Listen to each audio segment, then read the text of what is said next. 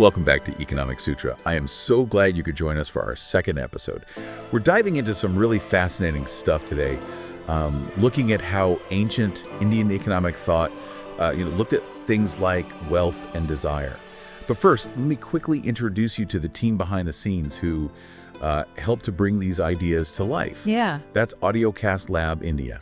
Absolutely. They're a fantastic group of folks, experts at crafting compelling audio. They specialize in podcasts, and trust me, they're the best at what they do.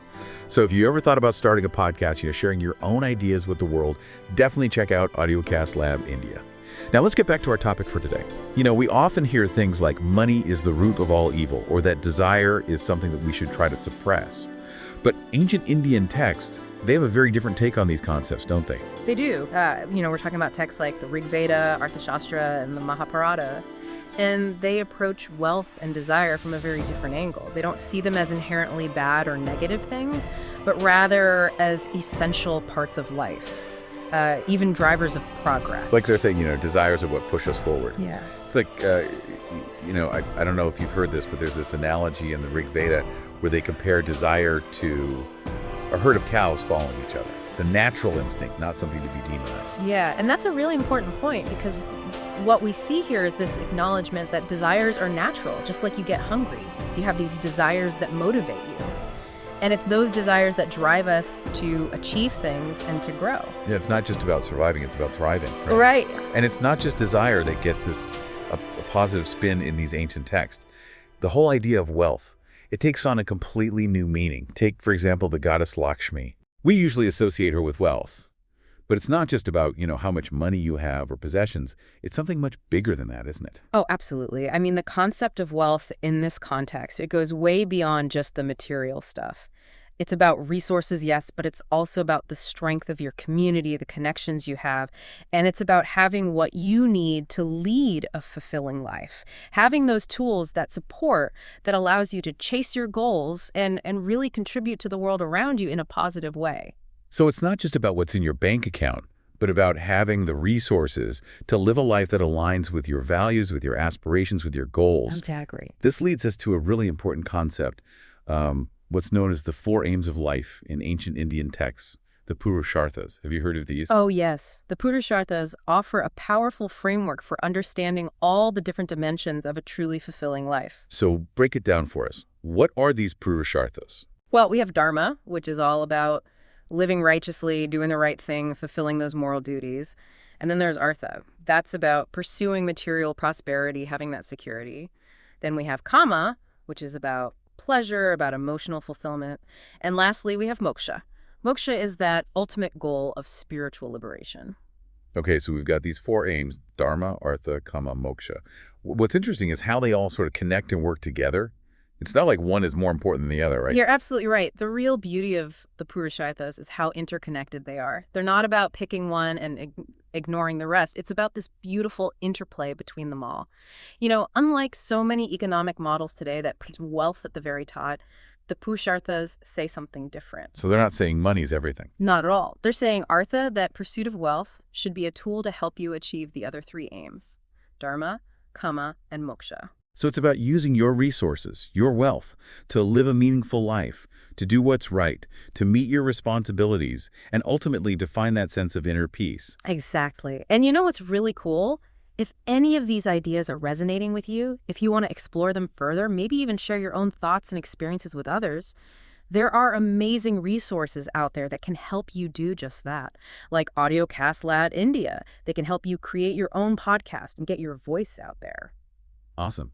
Now, let's see how these ancient principles, these Purusharthas, how do they actually play out in real life? Can you give us some examples, maybe from the Mahabharata? Absolutely. The Mahabharata is full of stories that beautifully illustrate how the Purusharthas work together. Okay, let's hear it. One great example is Arjuna's advice to Yudhishthira. After the Kautilya War, Yudhishthira became king. Heavy is the head that wears the crown, right? Exactly. He had this huge responsibility to rebuild the kingdom, to take care of his people. And Arjuna, even though he was known for his warrior skills, he also had a deep understanding of, well, you could call it statecraft, economics, you name it. He understood that wealth and power were important for a righteous king. So even for Arjuna, the warrior, it wasn't about personal gain, but about using his wealth to serve a bigger purpose. Absolutely. He knew that wealth, when it's aligned with Dharma, it becomes this powerful tool for good. And then, of course, the Mahabharata gives us a complete contrast with Duryodhana. Ah, yes, the antagonist of the story. Duryodhana's desire for power, for wealth, it was completely unchecked. He was driven by greed, and it ultimately led to chaos and destruction.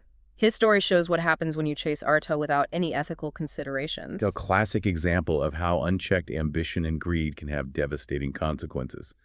Not just for the individual, but for society as a whole. Precisely.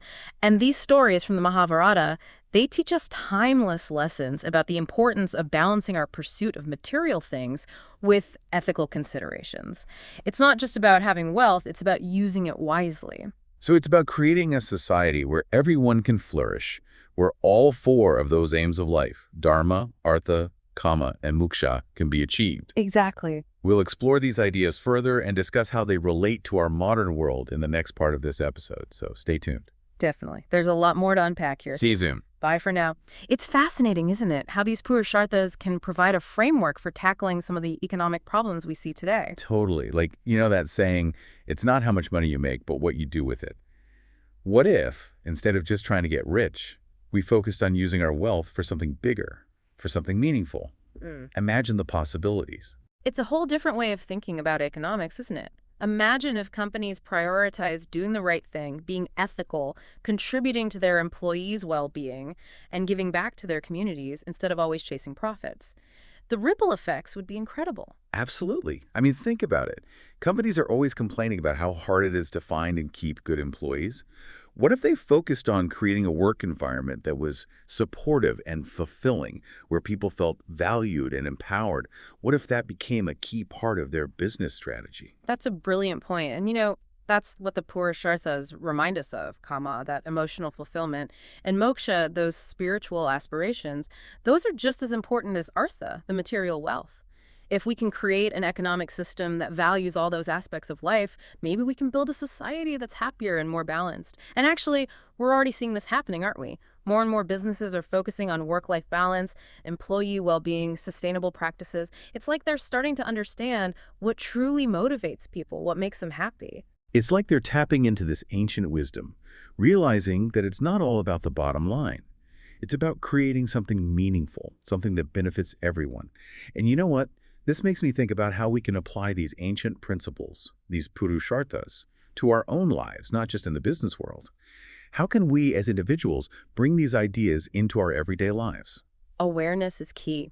We have to recognize that wanting material things is natural, but it shouldn't be the only thing that drives us. We can ask ourselves, how can my work, my spending habits, even my investments, contribute to something larger than myself? Right. It's about aligning our actions with our values. So instead of just asking, can I afford this? We can also ask, does this purchase align with my values, with my goals? Could I use this money to make a positive impact? Exactly. It's about being mindful, making choices that are good for us, for others, and for the world around us. And remember, true wealth isn't just about what's in our bank accounts. It's about our relationships, our sense of purpose, and the contributions we make to society. Those are the things that bring lasting fulfillment.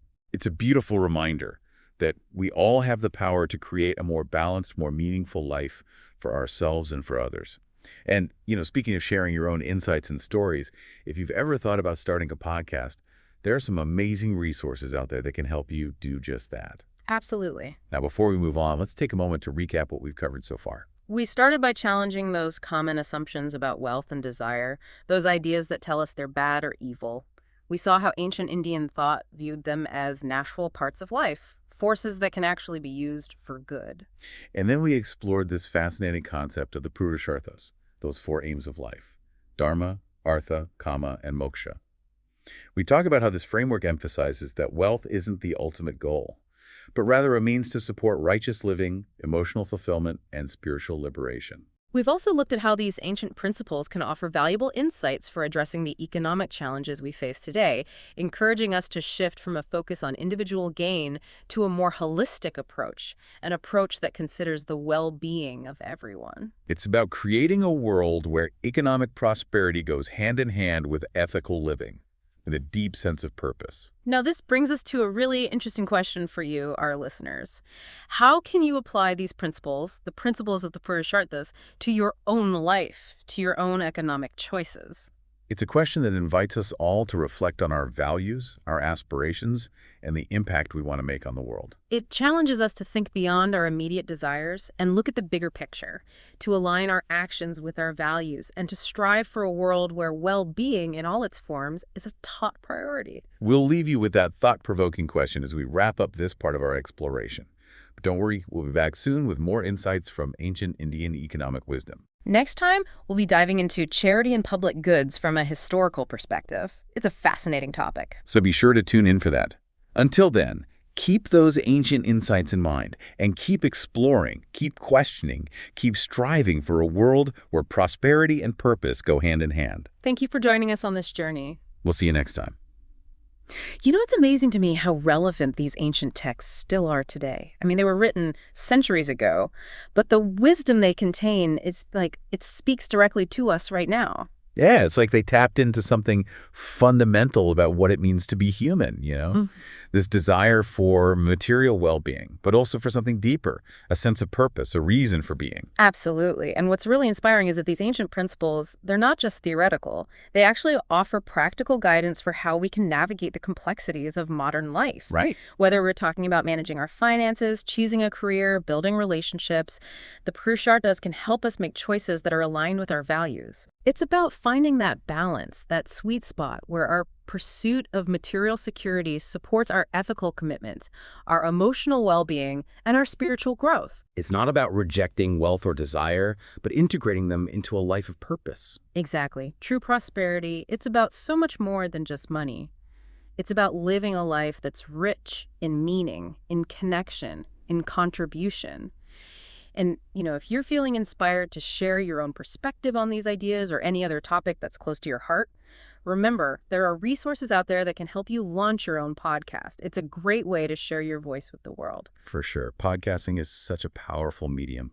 Now, before we wrap up this episode, let's take a moment to recap those key takeaways from our exploration of ancient Indian economic wisdom. We started by challenging those common assumptions about wealth and desire. Remember, ancient Indian texts, they don't see them as inherently bad. They see them as natural parts of life, parts that can be used for good. We learned about the Purusharthas, those 4 aims of life: Dharma, Artha, Kama, and Moksha. This framework, it emphasizes that wealth is not the ultimate goal. It's a tool to support righteous living, emotional fulfillment, and spiritual liberation. And we explored how these ancient principles can actually help us address those big economic challenges we're facing today. They encourage us to shift our focus from individual gain to a more holistic approach that considers the well-being of everyone. It's about creating a world where prosperity and purpose go hand in hand, where everyone has the opportunity to thrive. Absolutely. And on that note, we invite you to join us for our next episode of Economic Sutra, where we'll be diving into charity and public goods from a historical perspective. It's going to be fascinating to see how those concepts have evolved over time. Definitely. So until then, keep exploring, keep questioning, and keep striving for a world where everyone can flourish. Thank you for joining us on this journey. We'll see you next time.